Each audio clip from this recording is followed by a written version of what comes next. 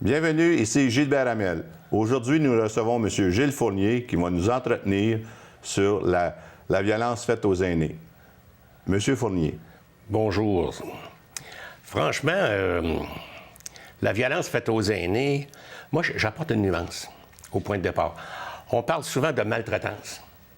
La maltraitance, là, ça implique presque du sang. Tandis que si on parle d'abus et de violence, là, on touche à peu près toute la panoplie. Et il y en a beaucoup. Savez-vous, dans Laval, on a terminé notre année, là, on a réglé presque 450 cas d'abus et de violence de toutes sortes. 450 cas de violence, d'abus, ouais, d'argent, parce qu'il y a du vol là-dedans, il y a toutes sortes de choses. Il y a toutes sortes de choses. Mais, tu sais, on regarde ça, nous autres, c'est environ 6700 appels téléphoniques par année dans Laval pour discuter d'abus et de violence. C'est énorme quand on pense que la province de Québec, avec son réseau 1-800 abus, il traite à peu près 5000 cas par année. Ils ne font que recevoir des appels. Nous, on les aide, on les accompagne. Il faut les amener jusqu'au bout, là. Il faut les amener jusqu'au moment où on réussit à les faire sortir de l'empire de l'abuseur. Donc, il ne faut pas commencer à le juger quand ils viennent chez nous. Il faut commencer par dire, monsieur ou madame, qu'est-ce que c'est votre problème? Discuter avec eux, comprendre qu'est-ce que c'est la base du problème. Est-ce que c'est de la violence physique? Est-ce que c'est de la violence psychologique? Est-ce que c'est de l'abus financier? Remarquons qu'il n'y a pas d'abus financier sans avoir de la violence psychologique. Oui, c'est ça. Il commence par manipuler la personne, il commence à faire des menaces, puis à un moment donné, si la personne ne se défend pas, si la personne ne va pas chercher de l'aide, elle est cuite, elle va devenir victime. Mais dans les 6000 appels que vous recevez par année, est-ce que c'est des gens que vous prenez par la main et que vous tentez de régler leurs problèmes? Vous les amenez, comme vous dites, jusqu'au bout, là, jusqu'à la solution, là, au règlement du problème. Oui, mais maintenant, il faut se dire une chose, c'est que un appel ne veut pas dire nécessairement un cas. Des fois, c'est le même cas qui se continue. Et là, il faut aller chercher la base du problème. Donc, il faut communiquer. Il faut communiquer avec, des fois, la police, parfois le CLSC, autrefois avec, dans d'autres cas, avec le CAVAC, donc, il y a une recherche à faire. On ne peut pas commencer à juger dès le point de départ. Il faut trouver la base. Donc, il y a un travail à faire. Et c'est pour ça que chez nous, on s'est donné un moyen assez exceptionnel. Ça, c'est dire à Laval, chez vous, là. Oui, on s'est donné un moyen assez exceptionnel. On a développé des bénévoles, des personnes aux cheveux gris, des personnes qui ont de l'expérience dans différents domaines. Ce qui nous permet, à un moment donné, de pouvoir régler des cas que d'autres organismes ne peuvent pas régler, comme par exemple la fiscalité. J'ai eu un cas, à un moment donné, le ministère de Revenu Québec avait décidé de saisir monsieur. Il dit, j'ai seulement ma pension de vieillesse. Si on me saisit, où est-ce que je vais aller? Or, la loi dit que tu ne peux pas saisir la pension de vieillesse, tu ne peux pas saisir la Régie des rentes du Québec. Mais eux autres avaient décidé ça. Puis la demoiselle qui avait fait ça à Revenu Québec, quand je la rencontre avec monsieur, j'ai dit, regardez, le monsieur est en pleurs. Elle trouvait ça comique. Je dis, où est-ce que ton patron, toi? Il y a quelque chose qui ne va pas. D'abord, comme j'étais assez bon en fiscalité, je regarde son rapport d'impôt, je dis, il ne peut pas devoir ça. Ça se peut pas. Ça fait que finalement, on a eu un non-lieu, mais il venait d'écraser ce gars-là, qui réalisait que demain matin, là, s'il saisissait, lui étant dans le chemin. J'avais été chez lui, le recevoir puis discuter avec lui. On ouvre son réfrigérateur, il y avait un petit pot de lait. Il avait été l'acheter pour pouvoir me servir un café. C'est tout ce qu'il y avait. C'est tout ce qu'il y avait, le monsieur, puis dans le fond, vous l'avez protégé, vous l'avez défendu. Mais ça, on vit ça tous les jours, des abus... Mais pourquoi faire des choses comme celle-là? Tu sais, alors que la spécialiste de l'impôt savait qu'elle ne pouvait pas faire ça. Vous savez, souvent, les gens profitent de leur pouvoir pour abuser des démunis, parce qu'on parlera pas... C'est sûr qu'aujourd'hui, on parle des aînés, mais on peut parler des enfants, on peut parler des personnes seules, même s'ils ne sont pas âgés. Mais souvent, les gens font de l'abus de pouvoir. C'est ça le principal problème.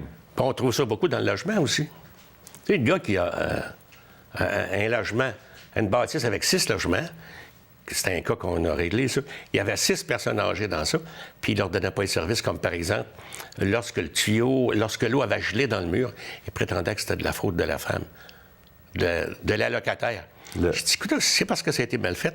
Puis moi qui étais ingénieur, je regarde ça, mais je dis, ton tuyau a gelé dans le mur parce qu'il n'y a pas d'isolant. Il est collé contre la fondation. Ça ne tient pas debout, ça. C'est pour ça que ça a gelé. Mais lui, il fallait que ce soit madame qui répare ça. Il disait que c'est la femme qui était responsable de ce bris, et puis là, lui, il ne voulait pas réparer. Ah, lui, il avait décidé, à part de ça, d'expulser madame parce qu'elle exigeait. Mais c'était son droit. Elle avait un bail. Puis lui, il avait des obligations comme propriétaire. On en trouve de toutes sortes dans le domaine du logement. Des cas, parfois, on se demande comment un propriétaire peut-il faire ça? Comme, par exemple, dire à une dame âgée, votre toilette est cassée. C'est à vous de la réparer. Or, c'était pas elle à la réparer. Elle pesait à peu près 80 livres. J'ai dit, certainement pas en s'assoyant sur son bol de toilette qu'elle a cassé ça. Bien, comme vous voyez, il y a des abus partout. Mais là, vous me parliez, vous étiez ingénieur. Oui. Vous avez été ingénieur. Oui. C'était votre carrière, ça? Oui, c'était ma principale carrière, quoique je me suis occupé de toutes sortes de choses. Tu sais, entre-temps, quand tu es père de famille, tu t'occupes de ton milieu, bien, il y a les comités d'école, il y a les loisirs, l'association des loisirs, et c'est comme ça que j'ai commencé à m'occuper des autres.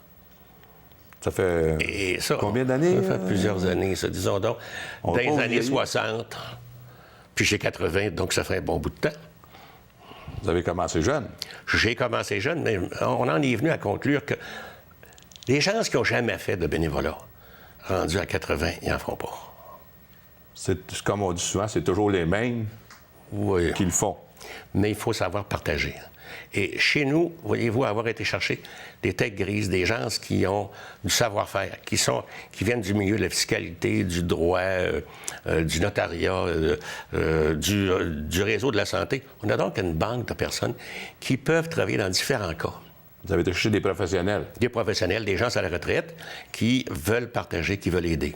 Et dans DIRA, c'est la base même. Si tu n'es pas capable de partager, si tu n'es pas capable d'avoir de la compassion pour les aînés, viens pas chez nous. On ne te gardera pas longtemps. Donc, ça, c'est certain. J'avais une personne qui m'avait dit à un moment donné, mais cette dame-là qui va avoir de l'aide, elle va rien qu'à y penser avant. Puis là, tout de suite, elle grognait parce qu'elle trouvait ça pas correct. C'était à elle de se débrouiller. Je ne l'ai pas gardé. Parce que souvent, les gens ne savent pas où aller. Souvent, les gens qui reçoivent des abus, ils reçoivent de leurs parents ou de leur famille. Et ces gens-là sont démunis. Donc, où s'adresser? Est-ce que vous avez un numéro de téléphone où on peut rejoindre? C'est 450-681-8813. Est-ce que vous voulez le répéter? 450-681-8813. Ou aller dans le bottin téléphonique, on est inscrit sous le nom de DIRA.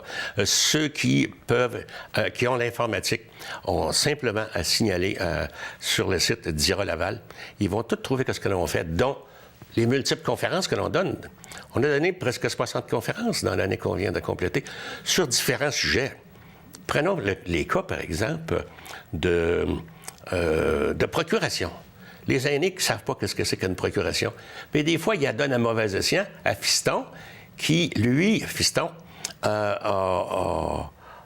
dans une situation précaire, financièrement précaire, qui prend de la drogue et qui a besoin d'argent. Et on lui donne la procuration, de moment qu'il y a $500 000 dans son compte de banque. Monsieur Fournier, la procuration, ces choses-là de loi, je pense que ça va faire objet d'une prochaine rencontre. Je tiens à vous remercier ce matin d'être venu. Et puis, je vous souhaite longue vie à DIRA Laval. Oui. Et puis, je vous dis à la prochaine. À bientôt. Merci beaucoup. Merci. Merci de nous avoir invités.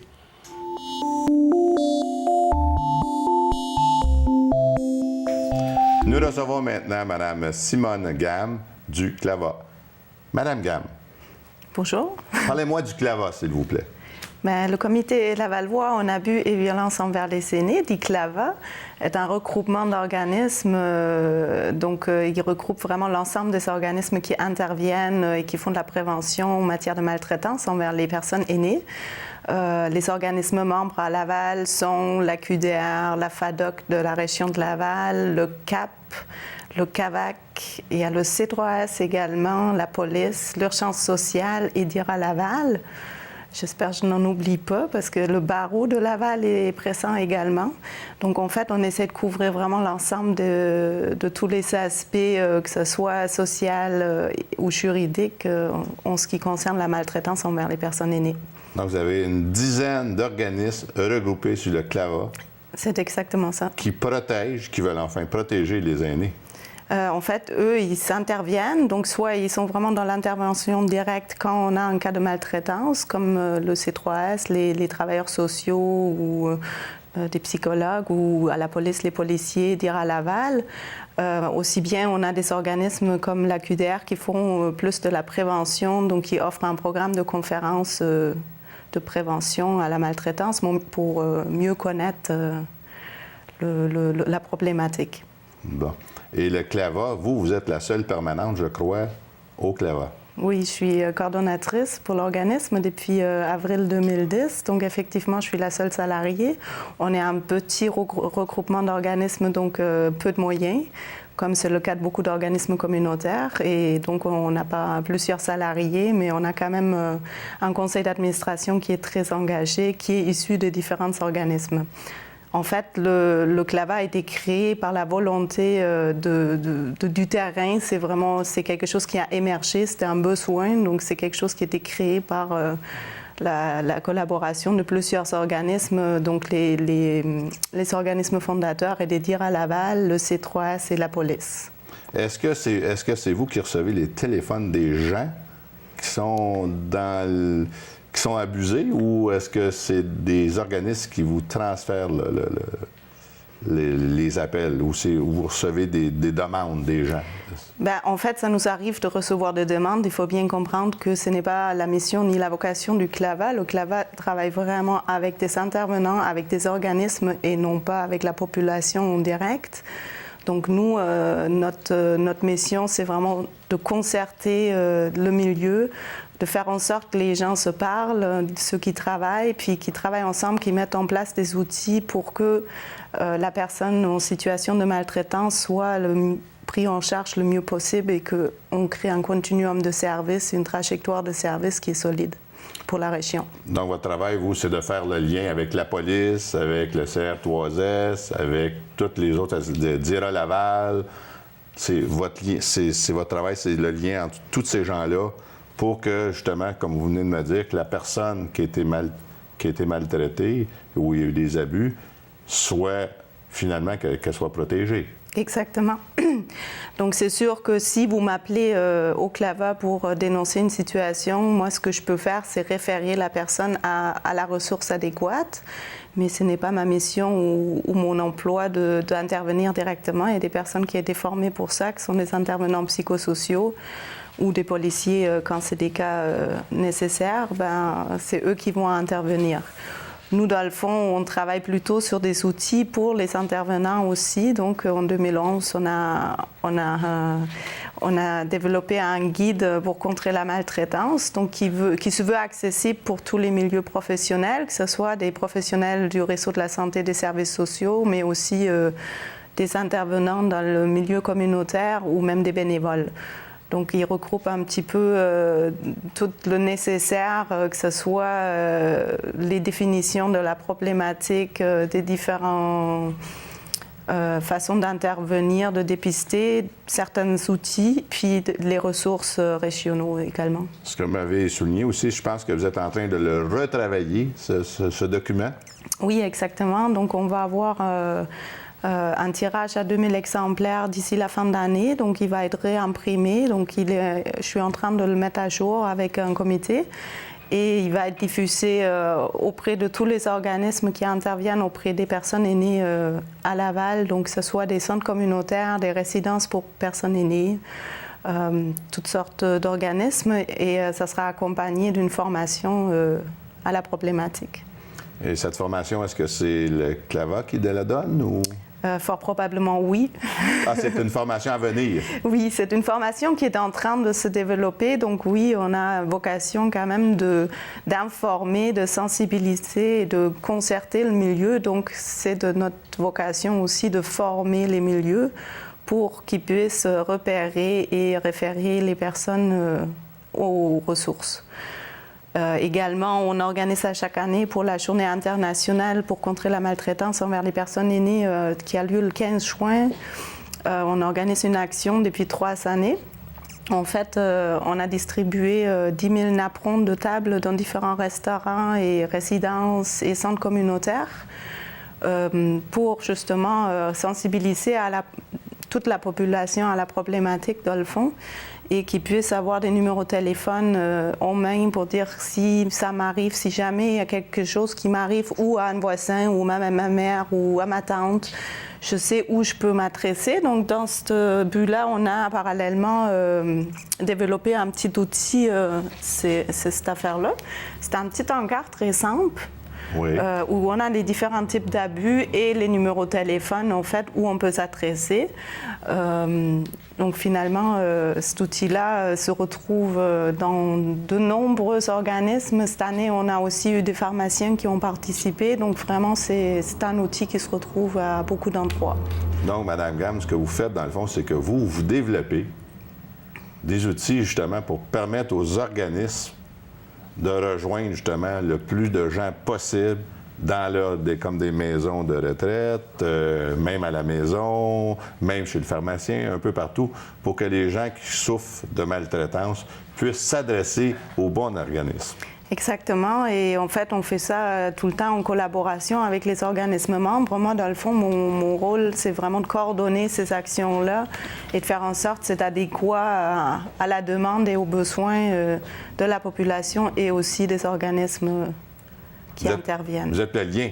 Je suis le lien. C'est exactement ça. Et vous travaillez avec tous ces gens-là? Il y a des comités à tous les mois? En fait, les organismes se regroupent une fois tous les 2 mois. Donc, au niveau de l'ordre du jour, effectivement, on va parler des nouveaux programmes. On va parler aussi comment on peut avancer nos travaux. On fait un peu le point. Entre-temps, il y a des comités qui se réunissent, mais aussi on privilégie en fait des séances d'information pour ces organismes-là parce qu'il y a tout le temps du nouveau. Donc, par exemple, une conférence de la Commission des droits de la personne et de la jeunesse pour savoir comment est-ce qu'on peut se servir de ces ressources-là de manière efficace quand on en a besoin. Ce n'est pas toujours clair pour tout le monde. Donc, ça sert à ça aussi de rafraîchir un petit peu nos connaissances. Donc, quand les organismes membres se regroupent, c'est un petit peu dans ces 2 volets-là.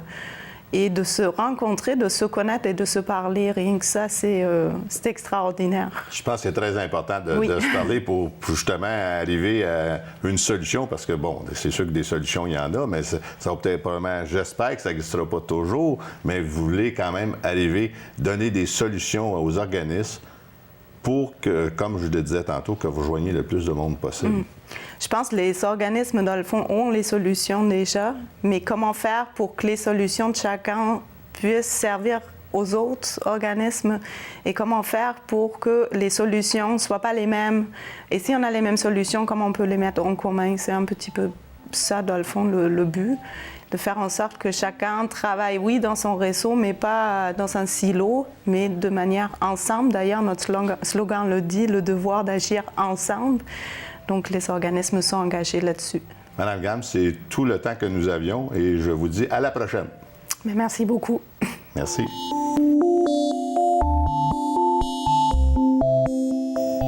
Nous recevons maintenant Mme Marie-Claude Côté de la CAVAC.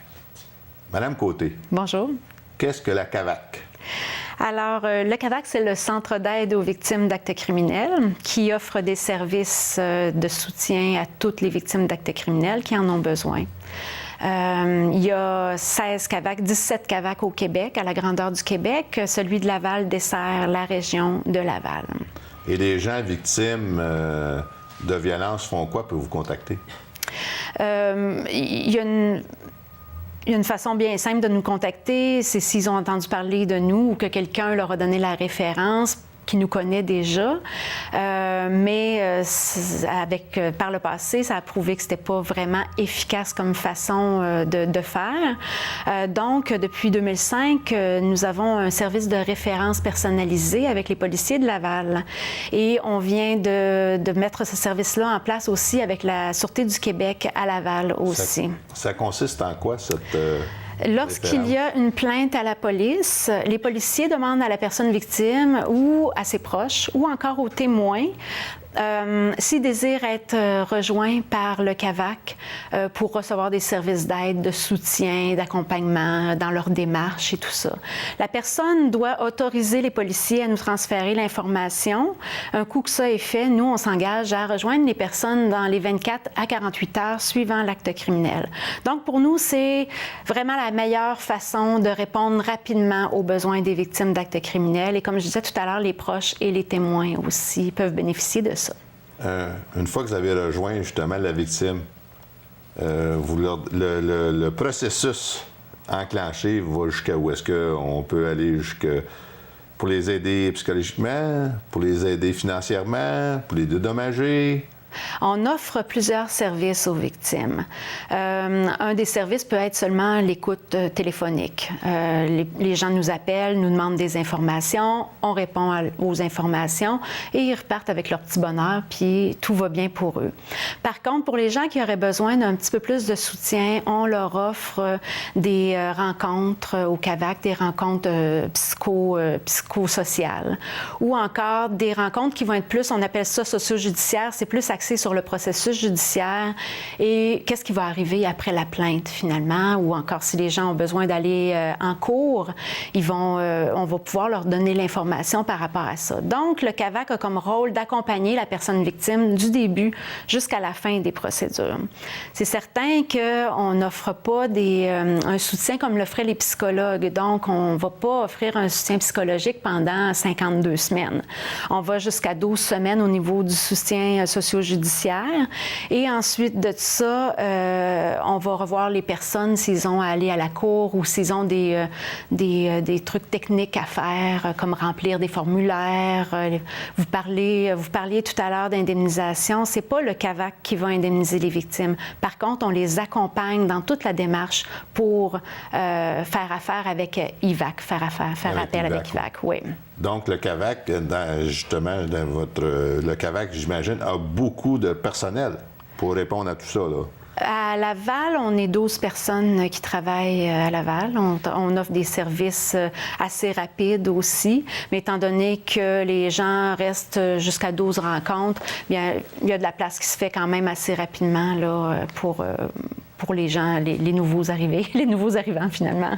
Est-ce que vous avez un département avec des avocats, Non, nous, on offre des services qu'on qualifie de psychosociaux-judiciaires, mais on ne donne pas de conseils juridiques aux victimes.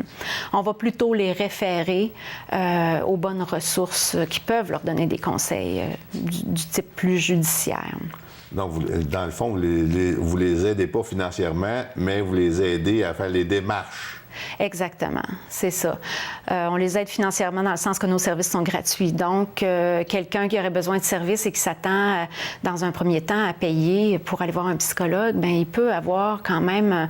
nos intervenants sont travailleurs sociaux, criminologues, on a des psychologues aussi. C'est sûr qu'ils ne font pas un suivi psychologique, mais ils font quand même un bon soutien psychosocial. Est-ce qu'ils ont le droit, comme vous m'avez dit tantôt, est-ce qu'ils ont le droit juste à 12 semaines ou plus que ça? Ou... 12 semaines, c'est pas mal le maximum pour le suivi psychosocial. Mais on peut les accompagner pendant 2. On a des cas où est-ce que ça fait 3 ans qu'on les suit en cours, qu'on est avec eux et qu'on les accompagne au tribunal. Parce que vous savez, le processus judiciaire, ça peut être très, très long. Des fois, elles peuvent passer en cours la personne 2 ans après avoir été victime d'un acte criminel. Donc, on les abandonne pas. On suit ça avec eux autres. Ce qu'on essaie de faire beaucoup au niveau psychosocial, c'est quand la personne est éligible à IVAC, justement, pour avoir une indemnisation. Nous, on va lui offrir du soutien jusqu'à temps que IVAC ait accepté sa demande d'indemnisation. Et à partir de ce moment-là, on va aider la personne à trouver un psychologue dans le réseau privé, que pour que IVAC défraie ces frais-là. Donc, Donc, il y a un suivi là, qui est fait, on ne les abandonne pas. vous faites le lien avec l'IVAC. Oui, on fait le lien avec Vous pouvez IVAC. même les aider, comme vous venez de me dire, à faire peut-être des demandes à l'IVAC et Oui, tout ça? on les aide à remplir les formulaires. IVAC. On les aide à remplir les déclarations de la victime pour la Cour aussi. On les soutient dans ces démarches-là sans problème. Tout le processus judiciaire, comme vous venez de m'expliquer, ça peut durer, c'est assez long. Des fois, on parle de 3 ans. Des fois, on peut parler même de 5, de 6, de 7 ans. Oui. On est disponible pour les accompagner tout au long du processus judiciaire. On a d'ailleurs, je vous disais qu'on était 12 personnes au CAVAC, j'ai à temps plein 2 personnes au palais de justice. On a un local là-bas où est-ce qu'on reçoit les victimes le matin même de la cour ou encore on peut les rencontrer avant pour leur expliquer le processus judiciaire. Mais on est disponible pour les recevoir le matin même. Donc, le CAVAC, si je comprends bien, si je pars dans un processus judiciaire, j'ai besoin de vous, vous allez être là. Oui, tout à fait. C'est quand même assez important parce que souvent, les gens se sentent abandonnés dans des processus judiciaires qui durent très, très longtemps. Oui, on va être là pour les victimes et on accompagne aussi les témoins. Parce qu'être témoin, des fois, c'est aussi dérangeant que d'être victime. C'est aussi difficile. Oui, c'est ça. Traumatisant même. Ça peut être très traumatisant. Donc, on accompagne aussi les témoins. Est-ce que les témoins ont le droit aux mêmes services psychosociaux? Au CAVAC, oui. C'est sûr que pour l'indemnisation, c'est pas la même chose, par exemple. Mais au CAVAC, ils ont droit à des services de soutien, oui. Souvent, on va rencontrer, je vous donne un exemple, une jeune fille qui est victime d'une agression sexuelle. On va rencontrer la jeune fille, mais on va aussi offrir du soutien à ses parents. Qui ont besoin de soutien parce que c'est pas évident pour eux de vivre ça. Donc, c'est les proches, c'est pas des témoins directs, mais on peut les aider là-dedans. Ou encore des gens qui auraient vu un acte criminel, on va s'occuper d'eux autres aussi, au même titre. Là. Ce sont des victimes, eux aussi? Oui, indirect, oui. Indirect. Donc, c'est le rôle du CAVAC, c'est de s'occuper des victimes, autant direct qu'indirect. Exactement, vous avez tout compris. Et ça doit vous donner beaucoup d'ouvrages. Oui, ça nous donne quand même beaucoup d'ouvrages. On a à peu près, je vous dirais, 2500 appels par année, mais on ne fait pas 2500 suivis. On fait, je vous dirais, 450 suivis par année direct auprès des victimes. Et en plus de ça, on a l'accompagnement. Là, je n'ai pas les chiffres exacts en tête, là, mais on a l'accompagnement à la cour. À la cour. 450 personnes dont vous occupez par année. À peu près, oui. Ça fait pas mal de gens. Oui. Une dizaine par semaine, quasiment. Oui, mais on a 7 intervenantes qui s'occupent de tous ces gens-là, donc sont bien équipées pour le faire. Bien, Madame Côté, je vous remercie d'être venue aujourd'hui et je vous dis à tous à la semaine prochaine.